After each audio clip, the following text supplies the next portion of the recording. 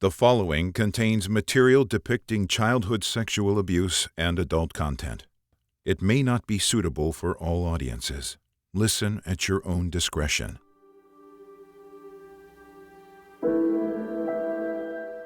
Marilyn Behind the Icon. A dramatic series on the life of Marilyn Monroe. Our story continues with Episode 7, The White Piano.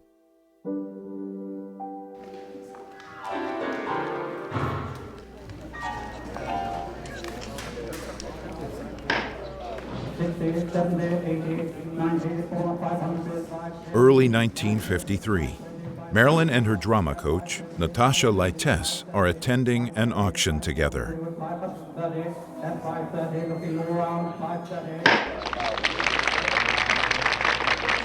Isn't this exciting?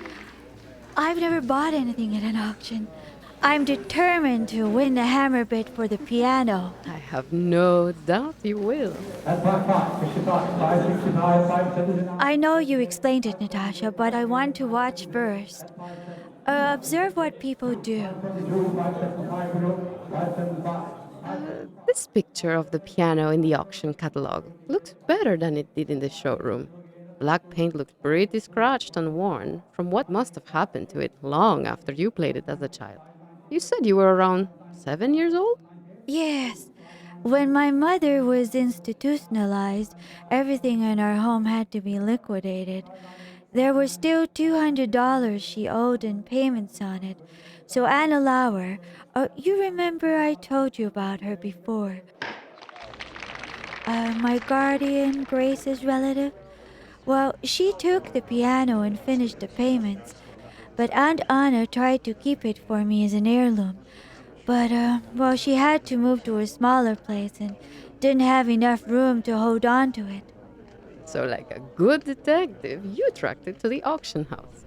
Oh, it certainly took some doing. And now we come to Lot 11.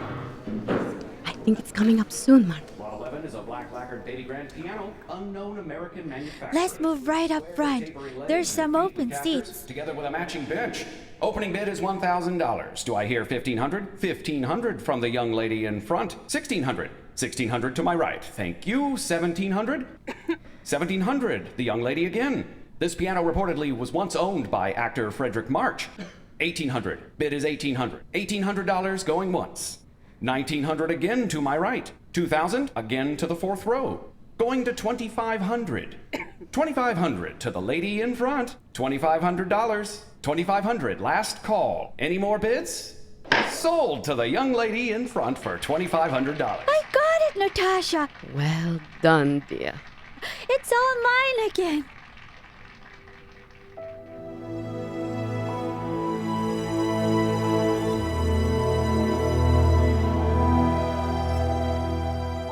By the fall of 1933, Norma Jean was 7 years old and living with her mother in the house with the piano on Arboll Street in Hollywood. She was enrolled in second grade in Selma Avenue School and coped with the tragedies in her life through her imagination and creativity by escaping into the fantasy world of motion pictures. Yet just as Norma Jean began to experience some small happiness, events in her life were about to change. And everything she knew, her home, her family, and even her own psyche, were about to be shattered.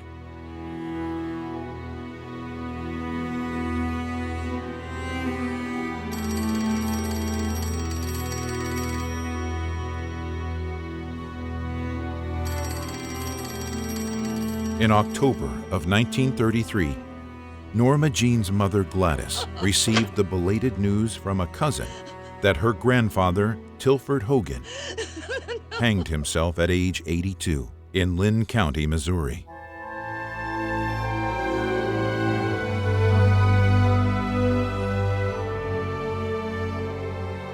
This news of her grandfather's suicide, shortly after the tragic demise of her son and the responsibilities of raising a daughter without parental support, took their toll on Gladys.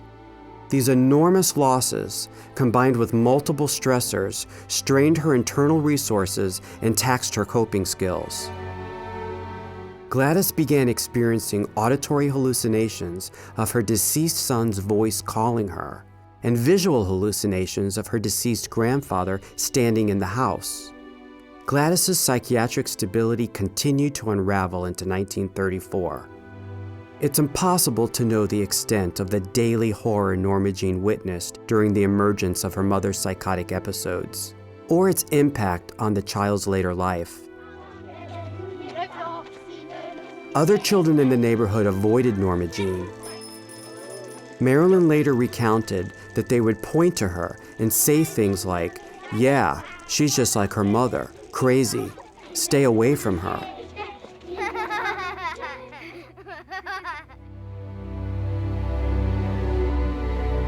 Shunned by the neighborhood children, Norma Jean withdrew even further into her lonely fantasy world of imagination to cope with her mother's increasing psychotic episodes and hallucinations.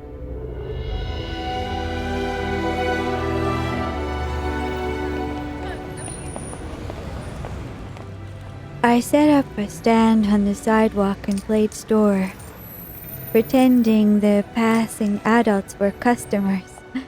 I offered them empty whiskey bottles and packs of cigarettes that had been discarded after the British tenants held parties. I even imagined the bottles as a doll family, made clothing for them with scraps of fabric and gave them names. Ida Bollender would have been revolted by my existence in Arbol Street.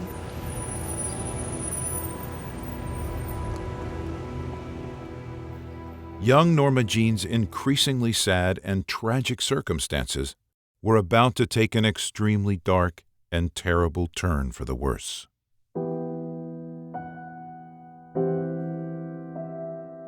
Marilyn Monroe was the first public figure to bravely disclose childhood sexual abuse to the media. During the 1950s, childhood sexual abuse was often denied or minimized. The topic was taboo in American society. Marilyn's memory of her childhood trauma is documented in her autobiography, My Story, based upon collaboration with ghostwriter Ben Heck and serialized in the press in 1954. She recalled having been 8 when the sexual abuse began. In the home on Arbol Street, Gladys had rented out a room to a British couple and their adult daughter. The man in this family of renters was a well-respected, stern-looking man whom Norma Jean called Mr. Kimmel.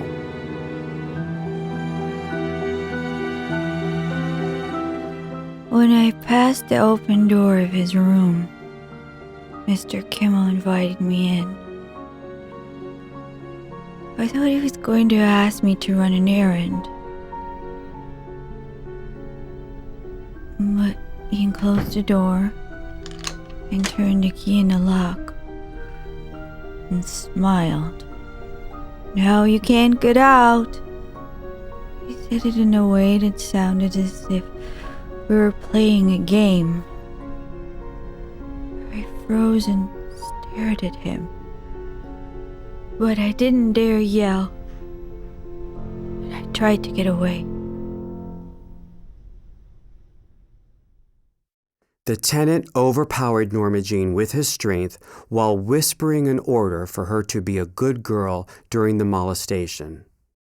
After the assault, the man unlocked the door. I later went to the woman who was taking care of me, whom I called Aunt, and I told her what Mr. Kimmel had done to me. Don't you dare say anything against Mr. Kimmel! Shame on you for complaining about people! Mr. Kimmel is a fine man! She slapped my face. Later, Mr. Kimmel came up to me and handed me a nickel. "Go buy yourself some ice cream," he said. I cried in bed that night,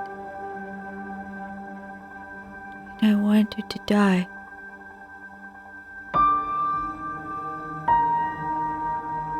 Marilyn's account of the abuse contains her caregiver's egregious disbelief and lack of protection.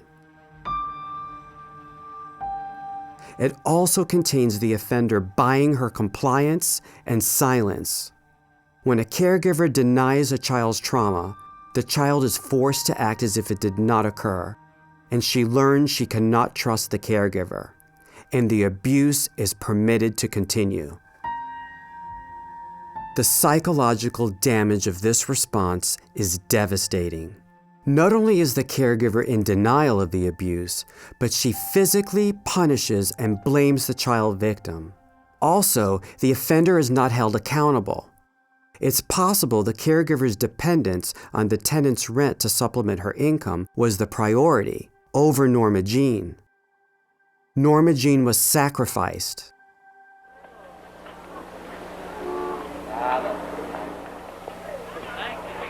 I remember being taken to a religious revival meeting in a tent soon after Mr. Kimmel had molested me. The preacher called on the sinners to approach the altar for repentance. I fell to my knees and began to tell him about Mr. Kimmel and how he had molested me in his room. But everyone crowded around me, and no one could hear what I was saying. But then I looked back and saw Mr. Kimmel standing among the non-sinners, praying loudly and devoutly for God to forgive the sins of others.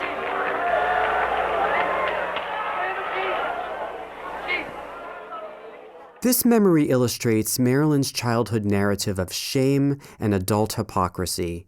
She bravely wrote in her journal 2 decades later as a survivor standing up to her perpetrator and claiming control. In the entry, she also identifies having strong sexual feelings since the time of her abuse.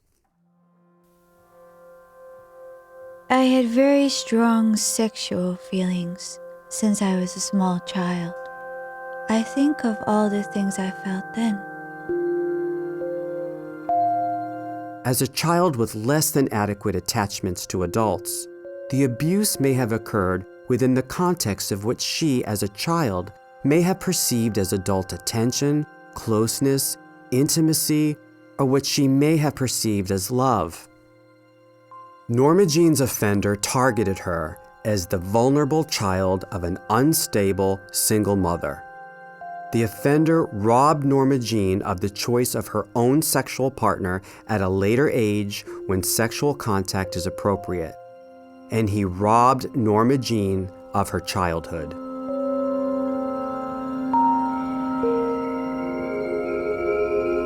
Norma Jean's overwhelming trauma of sexual abuse was about to be compounded by yet another trauma, her mother's terrifying psychotic episode that would leave her institutionalized for many years. I was having breakfast in the kitchen with the British couple, and there was a terrible noise on the stairs. It was the most frightening noise I had ever heard. Banging noises that wouldn't stop. Norma Jean, stay here in the kitchen with us. Go out there, dear, and control her. Stop the commotion. Somebody's coming down those steps to kill me! I've called for the police and an ambulance. Are they coming to help my mother? Norma Jean, no. Please, I want to see her. I want to be with her. I don't think you should see her in this state, Norma Jean. Mama! Please, dear, stay here with the child. I'll go back out there. Mama! No, Norma Jean. Stay here with me. Mama! During Gladys's psychotic crisis, she was experiencing auditory and visual hallucinations. She believed she was being attacked by someone who had entered the house.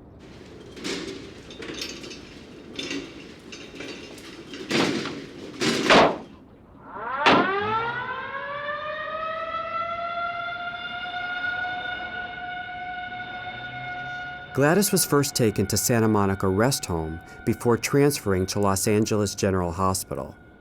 Her illness was characterized by preoccupation with religion, announced the psychiatric evaluation report, and chronic episodes of serious depression and agitation. Psychiatrists diagnosed Gladys with schizophrenia, paranoid type. Schizophrenia is mistakenly believed to be a split or multiple personality. However, this chronic brain disorder is characterized by delusions, hallucinations, disorganized speech, lack of emotion, and grossly impaired social functioning. Typically, people with paranoid schizophrenia hear hallucinations of voices and are suspicious of others whom they believe are persecuting them. Before the advent of antipsychotic drugs in the 1950s, the prognosis for those with the disorder was poor. The stressors of bereavement, single parenting, and increased responsibilities exacerbated Gladys's genetically predisposed mental illness. Family history is a strong risk factor for both schizophrenia and bipolar disorder, and both disorders tend to aggregate in families, as they did in Gladys's family. These conditions can skip generations or manifest as less or more severe in subsequent generations.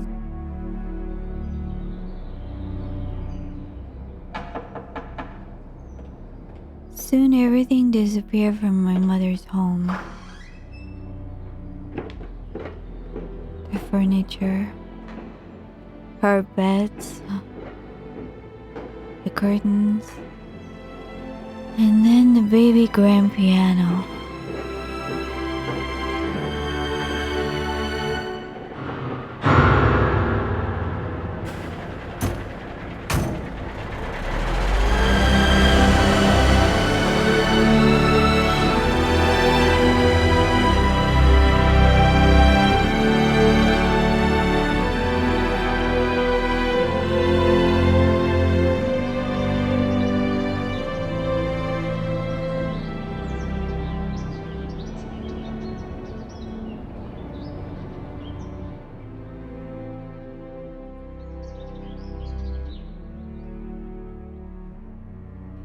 My mother was declared legally incompetent in January 1935 and transferred to the Norwalk State Hospital where my grandmother had died.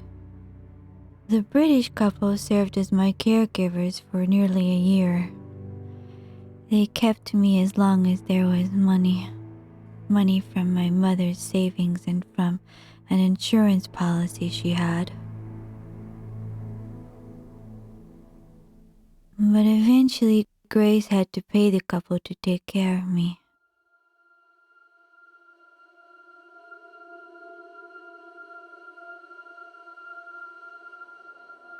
In the mid-1950s, Marilyn wrote a revealing poem about this period of her childhood, attempting to resolve and work through her emotional state of this era. I left my home of green rough wood, a blue velvet couch. I dream till now. A shiny dark bush just left of the door. Down the walk, clickety-clack, as my doll in her carriage went over the cracks. We'll go far away, don't you cry, my doll. Don't you cry.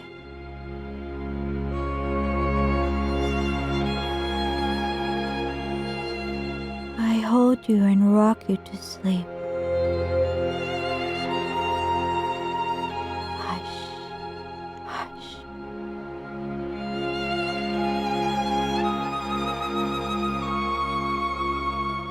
I'm pretending now. I'm not your mother who died.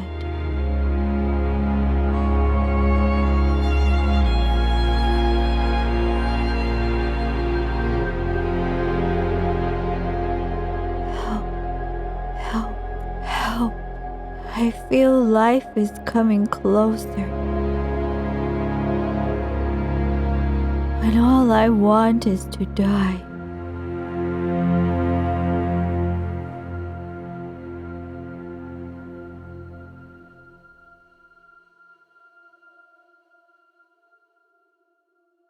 Some sources reveal Grace, Gladys's best friend, was aware of the British couple's mistreatment of Norma Jean, but the extent of her awareness and the extent of the mistreatment are unclear. According to Bernice Miracle, Marilyn's half-sister, Grace was aware that the British couple were inappropriate caregivers. Bernice later wrote, "They stayed until Grace found out they were treating Norma Jean unkindly, and we got rid of them."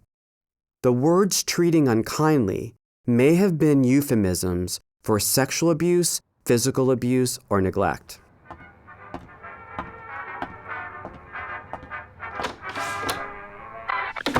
Come with me, Norma Jean. I'm bringing you to a lovely couple, Harvey and Ellie Giffens. They're from New Orleans, and they live near Arble Street. The placement with the Giffens ended when the couple returned to Louisiana.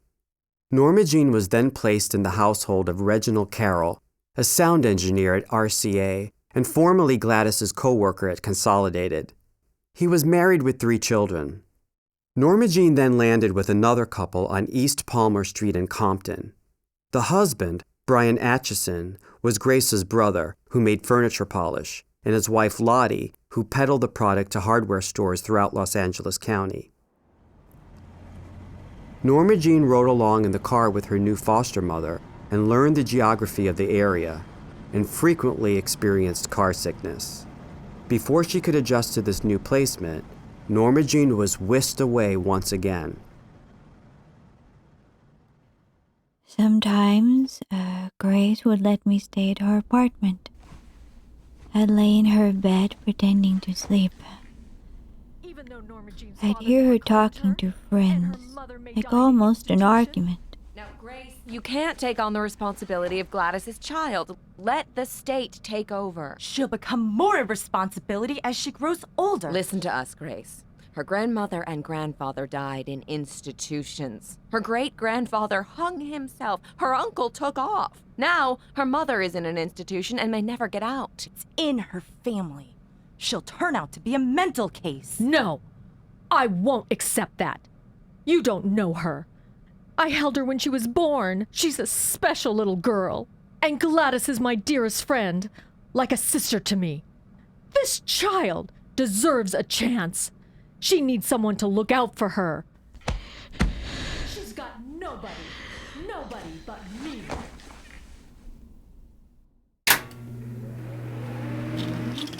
Grace was working as a film librarian at the studio where my mother had worked. She was the first person to hug me or pat my head or my shoulder. Well, I was thrilled when her gentle, safe hand touched me. Well, then she lost her job and was living on less than $1 a week for food. We live on stale bread and milk. Grace would take me to the Helms Bakery on Venice Boulevard where we'd stand in line. During the Great Depression, you could buy a sack of oat bread for $0.25. Sometimes she'd skimped on the bread and took me to the beauty parlor to curl my hair like Shirley Temple. As if that would prevent me from experiencing the downtrodden life she was living.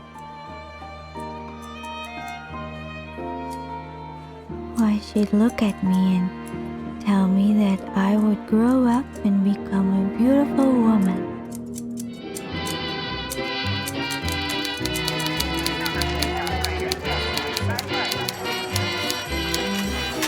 August 1945. The Blue Book Modeling Agency at the Ambassador Hotel on Wilshire Avenue in Los Angeles. My mother and I offer only young women who show promise the opportunity to purchase a portrait in our agency's catalog for prospective modeling work. We target career girls and college girls interested in fashion modeling. I'm interested in that, Miss Snidely. My husband is away in the Merchant Marines, and modeling would help supplement our income. Your husband is away? Yes, in the South Pacific.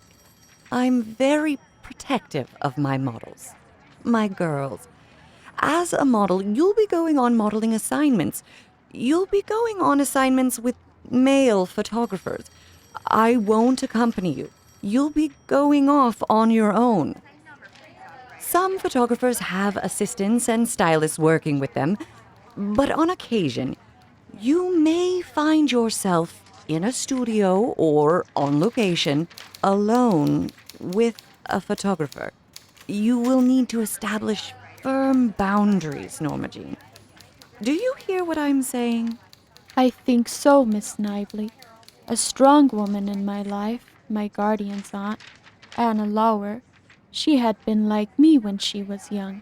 She also didn't have a father to protect her. When I lived with her growing up, she used to tell me that when I go out into the world, I must wear my armor. Armor? Yes, armor, to protect myself against people who ridicule me or try to hurt me in some way. I think it might be the same as establishing firm boundaries. I'm glad she gave you that instruction, Norma Jean. You be sure to put on the armor your Aunt Anna advised you to wear when you go out on a modeling assignment, or find yourself alone with a photographer, or other men. Recovery from trauma includes finding one's voice amid negative views of oneself and the world. As a child surviving physical and sexual abuse, Norma Jean did not have a voice. Her voice was silenced by those who failed to protect her, those who abused her, and those who disbelieved her. But in adulthood, Norma Jean found a voice, a strong voice. Hello? Hey there, it's Fred. Oh, Fred. Hey, Marilyn, I'm sorry. I really wasn't any help in trying to persuade Harry Cohn to reconsider dropping you from Columbia. Oh, please don't apologize. You pled my case. Well, you were a champion. I guess it's really just a matter of supply and demand. You know that's not true. Your singing and dancing got great reviews. You shined up there on the screen. Like I said, you've got the potential to be a star. Why, thank you, Fred. Well, perhaps I shouldn't have gone with you to talk to Mr. Cohen. Maybe I should have talked to him myself, alone. No, Marilyn, you can't do that. He's the king of the casting couch. That's why they call him King Cohn or White Fang. People stand in line to hate him. You can't ask him to renew your contract and be alone with him. Fred, you worry about me, don't you? But I can face him. I'll just have to wear my armor. Your armor? Yes, it's something I learned from Aunt Anna. Yeah, well, anyway, Marilyn, being alone with him won't be safe. Well, I survived worse. I can stand up for myself and plead my own case. I can protect myself from him. All right, well, just promise me you'll be careful, baby. Well, I promise.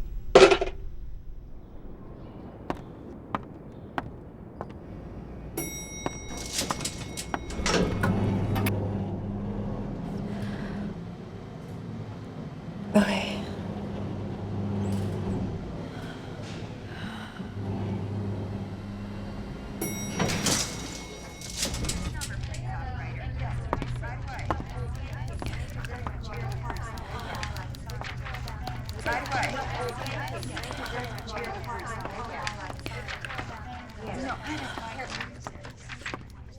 Good afternoon. I'm Marilyn Monroe. Mr. Cohen summoned me.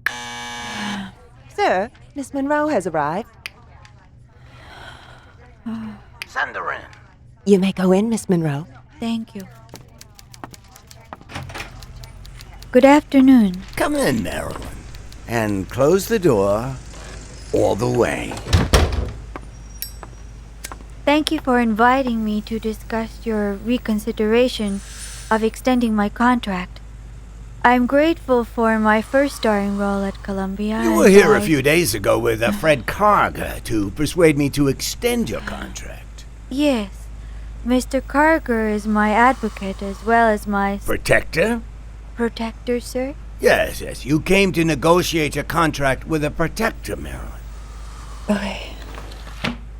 You don't need a middleman to negotiate terms with me. Marilyn, you're standing all the way over there. Come over here. I want to show you something. May I see it from here? I've very good eyesight. I want you to take a close look at this photo on my credenza. Let me see.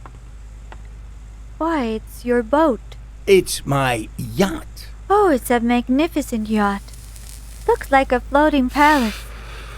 So, you want to keep working at Columbia? I was hoping I could. Ladies of the Chorus will be released in December. I hope you saw the rushes and are pleased with my performance. Your studio coach, Natasha Lytess, says you've done a good job. Carger says your singing is swell. Thank you, Mr. Cohn. You might have heard some people call me King Cohn. And White Fang. Oh, I never heard.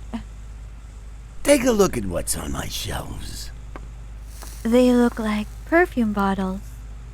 They are ladies' perfume bottles. And look what's in this drawer. Ladies' stockings? These are trinkets. Trinkets. Just think of them as trinkets or payment for favors. But Marilyn, I think you're more interested in the extension of your contract as a payment for favors. I was hoping you believed in my talent. My acting and singing in your picture. Marilyn, will you come along with me on my yacht? I'm not inviting anyone else but you. I'd love to join you and your wife on the yacht, Mr. Cohn. Leave my wife out of this, and you can drop the Virgin Act, baby. You're nothing more than just another dame to me. I'd prefer to negotiate terms based on my talent, not my body, Mr. Cohn. Good afternoon. Sweetheart, you'll never work at Columbia again. Marilyn knew she had worked too hard to allow even a studio head to throw her off her determined plan to establish an acting career in Hollywood. She was grateful to Cohn for the role, but now realized the game he played with other young starlets desperate to move up. She had no intention of playing along, as she knew she had other options. This incident motivated Marilyn to later deliver a sarcastic message to Harry Cohn when she achieved superstardom in Gentlemen Prefer Blondes. She mailed the studio mogul an autographed portrait inscribed, To my great benefactor, Harry Cohn.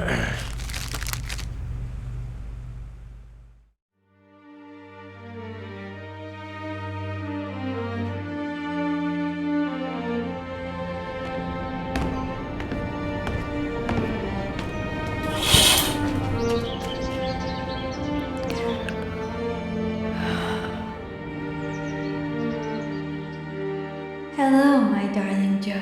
Hiya, baby. What do you think of my baby grand piano now? Is that the same piano? Well, I had it sanded and painted in white lacquer to match the apartment. And I also had the strings replaced in tune. And you look happy.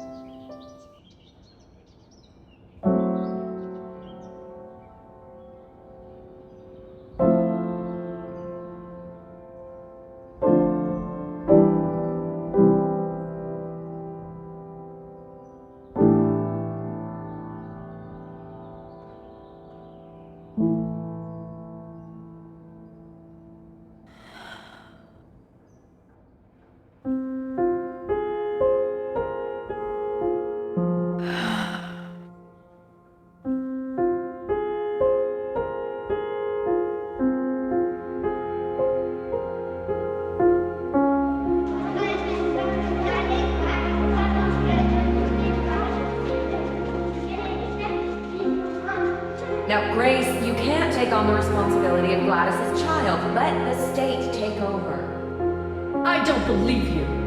Don't you dare say anything against Mr. Kimmel. Her grandmother and grandfather died in institutions. Now, her mother is in an institution and they never get out.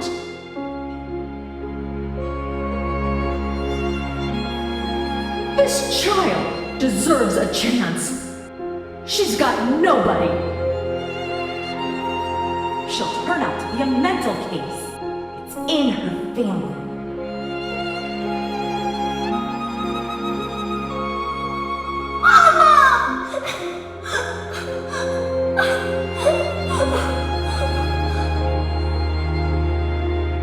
Don't you cry, my doll. Don't you cry.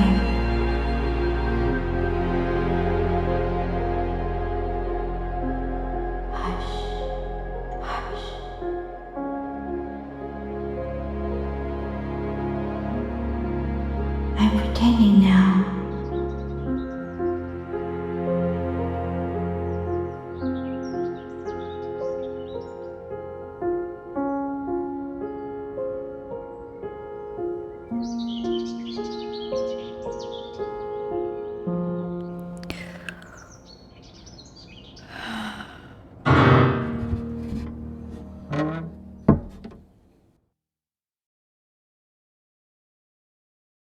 For the facts behind the scenes portrayed in this episode, be sure to listen to our companion podcast, Norma Jean, Discovering Truths, a discussion around the historical events drawn from Marilyn's life, which we are using to create the dramatic narrative in every episode. For the complete experience of our series, visit our website at behindtheicon.com. where you can listen to every episode and also follow the story through historical photographs, videos, and exclusive anecdotes. You can subscribe on the website to join our community and get special updates about the series. On Facebook, search Marilyn Behind the Icon and stay connected to our social posts. Subscribe to the audio series of Marilyn Behind the Icon on Apple Podcasts, Spotify, or where you're listening now. We'd love for you to give us a review or rating if you're enjoying what you're hearing. You can also support the show and the production by checking out the offers from the advertisers and sponsors you hear in the show or find on our website. This dramatic audio series is based on the 2-volume biography by author Gary Vitaco-Robles titled Icon: The Life, Times, and Films of Marilyn Monroe.